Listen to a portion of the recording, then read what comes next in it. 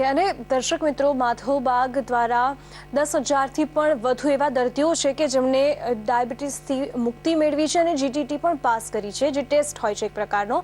અને જો આપને પણ ડાયાબિટીસથી મુક્તિ મેળવીને જીટીટી ટેસ્ટ પાસ કરવો છે તો નીચે આપેલા નંબર પર અત્યારે જ મિસ કોલ કરો, માધવબાગના નિષ્ણાંતો સાથે વાતચીત કરો। ડૉક્ટર સંજય, જે રીતે ડાયાબિટીસ રિવર્સલની વાત આવે અને તેમાં એક જીટીટી ટેસ્ટ આવે છે જે પાસ કરવાનો હોય છે, આ જીટીટી ટેસ્ટ શું હોય છે?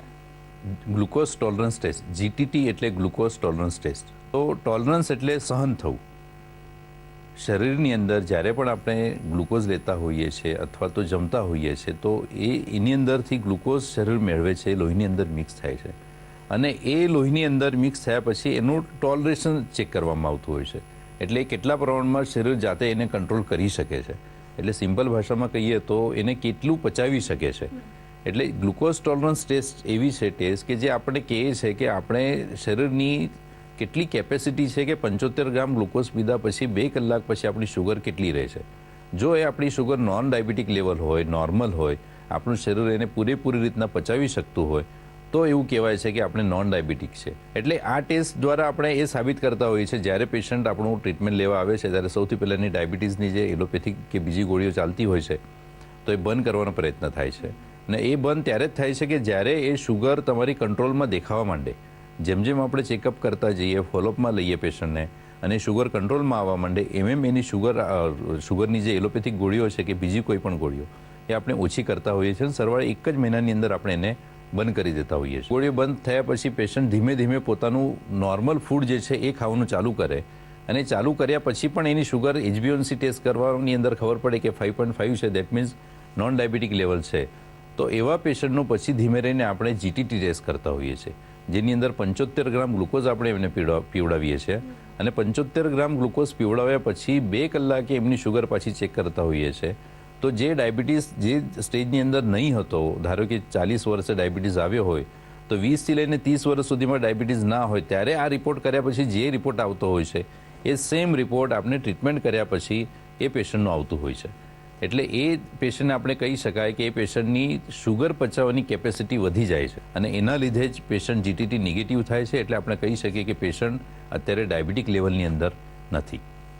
ડૉક્ટર સંજય, આજે દેશમાં લાખો એવા દર્દીઓ છે કે જે ડાયાબિટીસના દુષ્ચક્રમાં ફસાયેલા છે। જો આ તમામ દર્દીઓ અથવા તો તેમાંથી કોઈ પણ દર્દીઓને માધવબાગના નિષ્ણાંતો સાથે વાત કરવી હોય, સલાહ લેવી હોય તો કેવી રીતે લઈ શકાય તેના વિશે પણ જાણકારી આપી દો।